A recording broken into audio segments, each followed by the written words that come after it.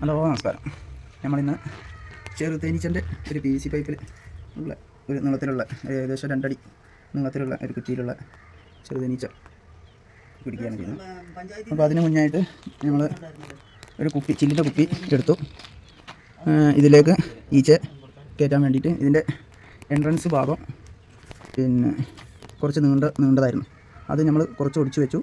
ഇതിൻ്റെ ഉള്ളിലേക്ക് ഈ ഭാഗം കയറ്റി വെച്ചു. ബാക്കി വരുന്ന പീസ് എടുത്ത് ഇതിലൊന്ന് ഉറപ്പിച്ച് വെച്ചു. എന്നിട്ട് ചെറുതേനീച്ചൻ്റെ കൂടിൻ്റെ മുകളിൽ ഇതെല്ലാം ഇങ്ങനെ തട്ടി കൊടുത്തു. ആ തട്ടി കൊടുക്കുന്ന സമയത്ത് നല്ലോണം ഈച്ചകൾ ഇങ്ങനെ വരുന്നുണ്ട്. ഈ കൂടിൻ്റെ ഉള്ളിലുള്ള ഏകദേശം ഈച്ചകൾ വന്നു കഴിഞ്ഞാൽ നമുക്ക് ഇതിൽ നിന്നുള്ള തേനെടുക്കാൻ തുടങ്ങാം. ഇത് കഴിഞ്ഞ വർഷം നമ്മൾ തേനെടുക്കാത്ത ഒരു ഇതാണ്. കഴിഞ്ഞ വർഷം തേനെടുത്തില്ല. ഇത്ര വലിയ ഒരു ഇതായതുകൊണ്ട് പിന്നെ കഴിഞ്ഞ വർഷം തേനെടുത്തില്ലായിരുന്നു. ഇപ്പോൾ അത്യാവശ്യം നല്ല വെയിറ്റ് ഉണ്ട്, തേൻ അത്യാവശ്യമുണ്ട്. അപ്പോൾ ഈ വർഷത്തെ തേൻ കൂടി നമുക്ക് ഇതിലേക്ക് കിട്ടാൻ വേണ്ടിയിട്ടാണ്. ഇപ്പോൾ എടുത്ത് ഒഴിവാക്കി കൊടുത്തില്ല, അവർക്ക് സ്പേസ് ഇട്ടാവില്ല. സ്പേസ് ആക്കി കൊടുക്കുകയും നമ്മൾ തേനെടുക്കുകയാണ് ചെയ്യുന്നത്.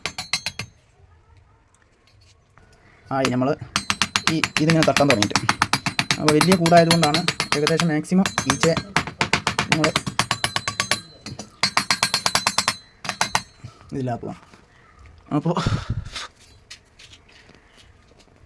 ഈ കയറയിൽ ഇങ്ങനെ കെട്ടിയിട്ടായിരുന്നു ഈ പീസിൻ്റെ ഇത് ചെറുതേനീച്ചൻ്റെ കൂട് വെച്ചിരിക്കുന്നത്. അപ്പോൾ അതിലേക്ക് അവരിങ്ങനെ വന്ന് നിൽക്കുകയാണ്. അവിടെ ചെറിയൊരു മെഴുകിൻ്റെ ഒരു ഇതുണ്ട്, അതിൻ്റെ മുകളിൽ ഇങ്ങനെ വന്ന് നിൽക്കുകയാണ്. ഇതിന് കുറച്ച് പുറത്ത് പോയ ഈച്ചകൾ വന്നതാണ് ഇത്.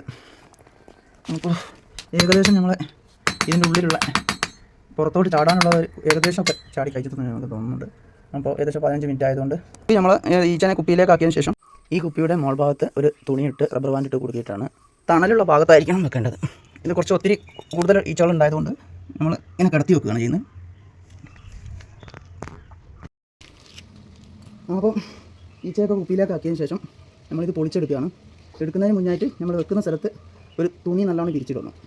എന്താ കാരണം എന്ന് പറഞ്ഞു കഴിഞ്ഞാൽ ഇതിൽ നിന്ന് അഥവാ പൊളിക്കുന്ന സമയത്ത് റാണിയെ നമ്മൾ കാണുകയാണെങ്കിൽ റാണിയെ നഷ്ടപ്പെട്ടു പോകാതിരിക്കാൻ വേണ്ടിയിട്ടാണ് പൊളിച്ചെടുക്കുകയാണ്.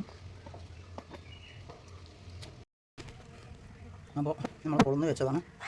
ഇതിൽ ഈ മഞ്ഞ കാണുന്നത് പൂമ്പൊടി, ഈ പിന്നെ ഡാർക്ക് കാപ്പി കളറായിട്ടുള്ളത് തേനിൽ, അതിൻ്റെ ഉള്ളിൽ മെഴുകിൻ്റെ ഉള്ളിലായിട്ട് തേൻ അവിടെ ചെങ്ങനെ പൊട്ടിയിട്ടുണ്ട്. റാണിയെ നോക്കി, റാണിയെ കണ്ടില്ല. റാണി ഭംഗി ഏകദേശം ഇതിൻ്റെ ഉള്ളിലോ അല്ലെങ്കിൽ ഈ മുട്ടൻ്റെ ഉള്ളിലോ ഉണ്ടാകാൻ സാധ്യതയുണ്ട്. റാണിയെ കണ്ടിട്ടുണ്ടെങ്കിൽ ഞങ്ങൾ തേനെടുക്കാൻ തുടങ്ങായിരുന്നു.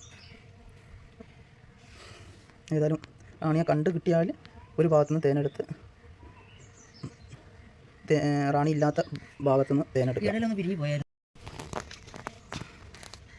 അപ്പോൾ ഇതിൽ ഈ വലുതായിട്ട് കാണുന്നതാണ് റാണിമുട്ട.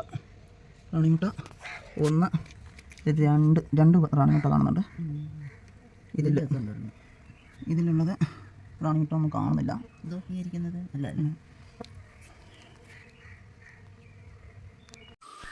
റാണിയെ നമ്മൾ കണ്ടിരുന്നു. അത് വേറെ തേനെടുത്ത ഭാഗത്ത് ഈ മുട്ടയിലേക്ക് മാറ്റി വീഡിയോ എടുക്കാൻ കഴിഞ്ഞില്ല.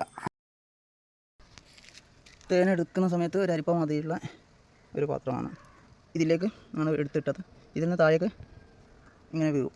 ഇതിൽ കുറച്ച് ഈച്ചകൾ കുടുക്കിയിട്ടുണ്ട്. ഒന്നുകൂടി അരിച്ചിട്ട് കുപ്പിയിലേക്ക് മാറ്റി കഴിയാം. ഇതിൽ ലേശം പൂമ്പൊടിയും കലർന്നിട്ടുണ്ട്. അത് മൊത്തത്തിലായിട്ട് അരിക്കുന്ന സമയത്ത് ക്ലിയറാക്കി എടുക്കാമെന്ന് വിചാരിക്കാം. തേനെടുത്ത് നമ്മളിങ്ങനെ വെയിലത്ത് വെച്ച് കഴിഞ്ഞാൽ ആ മെഴുകിൽ നിന്ന് തേനിങ്ങനെ താഴേക്ക് ഏകദേശം ഒരു 500 മില്ലി തേനുണ്ടാവും വിചാരിക്കാം. അതിൽ കൂടുതലൊന്നുമില്ല. അത്രയും വലിയ കൂടുന്ന് ഇത് കൂടി കുറച്ചുകൂടി വികാനുള്ളതുകൂടിയും വന്നാൽ ഏകദേശം ഒരു 500 മില്ലി ഉണ്ടാവും.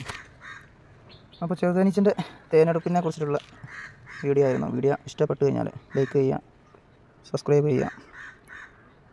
ഓക്കെ.